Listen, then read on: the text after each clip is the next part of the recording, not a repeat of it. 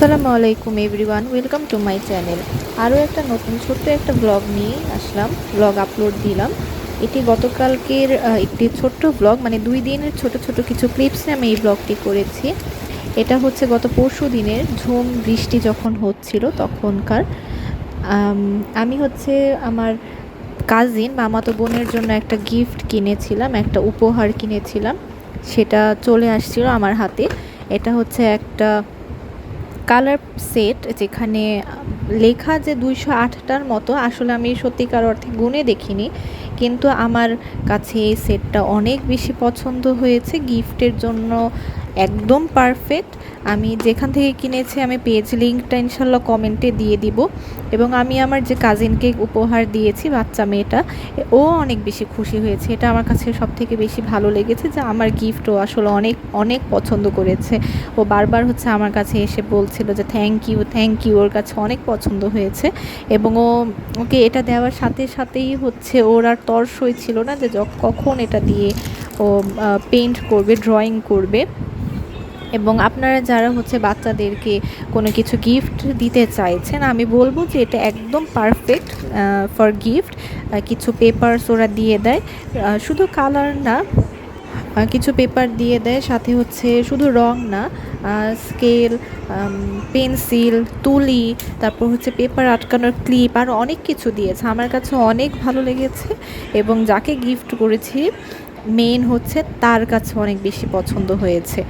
তো তারপরের দিন, যেদিন আমি, এটা হচ্ছে গত পরশুর ক্লিপস এটা, তারপরের দিন আমার কাজিনরা, মানে আমার মামা মামি দুই বাচ্চা হচ্ছে আমাদের বাসায় আমরা ইনভাইট করেছিলাম। সো তার জন্য আসলে এই গিফটটা কেনা। তো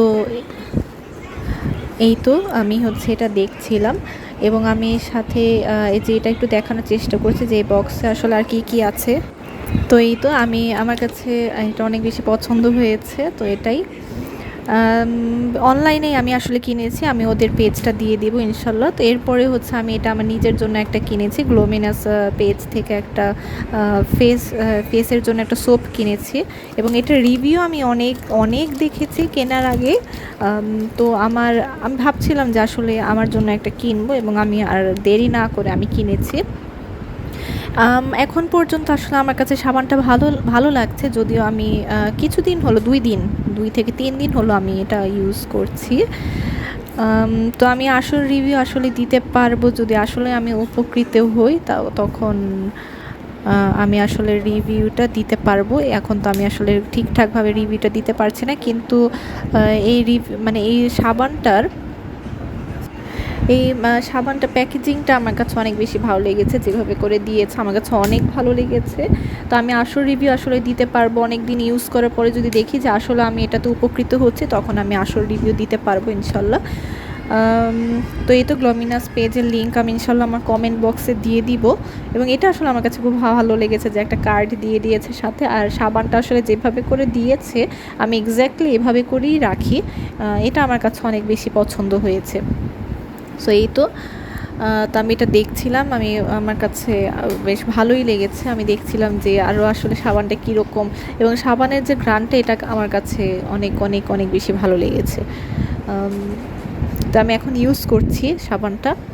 তো এটা হচ্ছে তারপরের দিন। আমি খুব বেশি আসলে ভিডিও ক্লিপস নিতে পারিনি, কারণ একটু ব্যস্তই ছিলাম, যেহেতু বাসায় গেস্ট আসছে।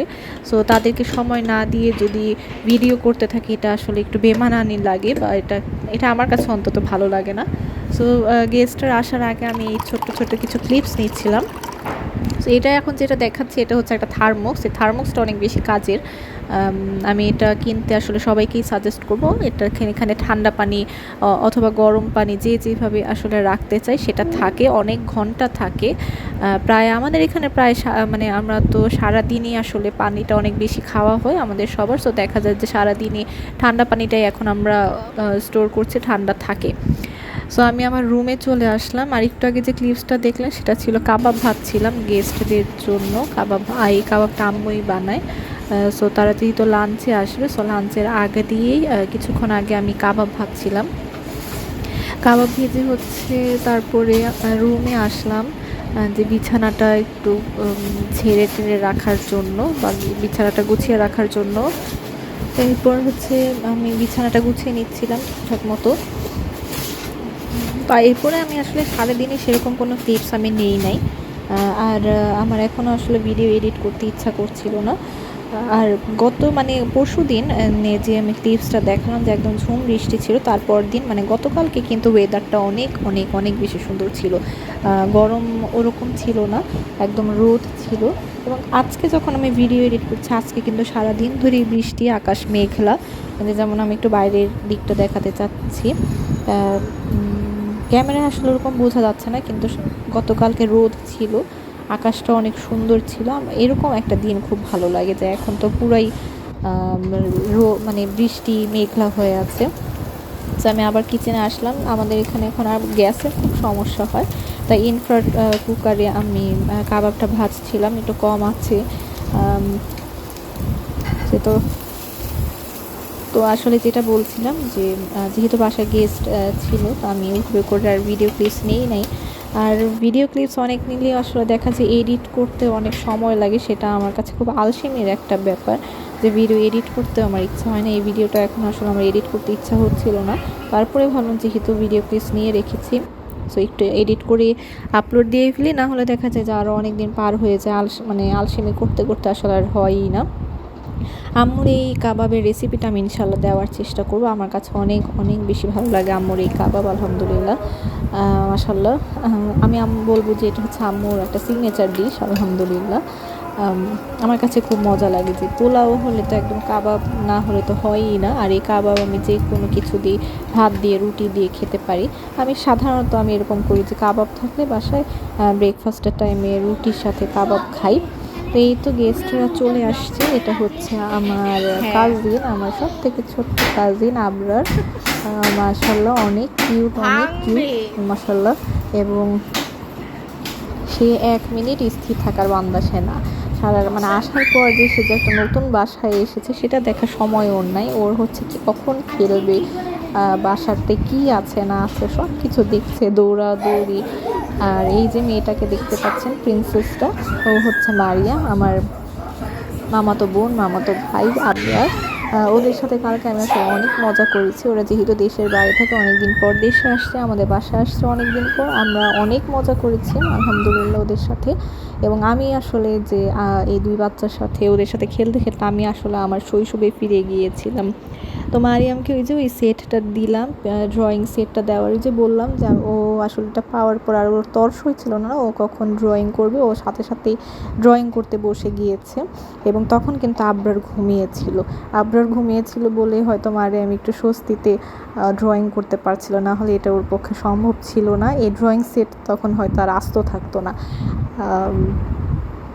এই 2টা বাচ্চা হচ্ছে আমার অনেক আদরের 2টা বাচ্চা, আলহামদুলিল্লাহ, মাশাআল্লাহ। অনেক কিউট, অনেক অনেক কিউট মাশাআল্লাহ, অনেক ভালো। মারিয়াম হচ্ছে অনেক লক্ষ্মী একটা বাচ্চা, মাশাআল্লাহ মাশাআল্লাহ।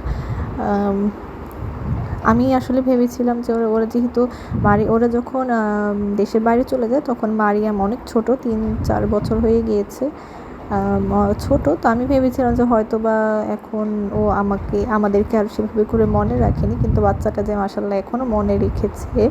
এবং ঠিক আগের মতো করেই সে আমাদের সাথে খেলাধুলা করছিল। আই জাস্ট লাভড ইট, আলহামদুলিল্লাহ, যে আমাদেরকে ভুলে যায়নি। এবং ও কিন্তু মাশাআল্লাহ অনেক সুন্দর ড্রয়িং করে। ও এখন যে ড্রয়িংটা করছে সেটা একটা ওর নিজের হাত এঁকে সে হাতে হচ্ছে সে মেহেদি দিয়ে দিচ্ছিল, মেহেদির ডিজাইন করছিল। তারপর ও আমাকে একটা ড্রয়িং করে দিয়েছে, সেটা দিয়ে আমাকে বলেছিল যে আমি যেন সেটা আমার ঘরের দেয়ালে টাঙিয়ে রাখি। ঘরের দেয়ালে না টাঙালেও আমি কিন্তু ওই ড্রয়িংটা খুব সুন্দরভাবে আমি রেখে দিয়েছি আমার কাছে, যে আমার বোনটা এত কষ্ট করে ড্রয়িং করে আমাকে দিয়েছে, আমি সেটা রেখে দিয়েছি, যত্ন সহকারে আমি রেখে দিয়েছি।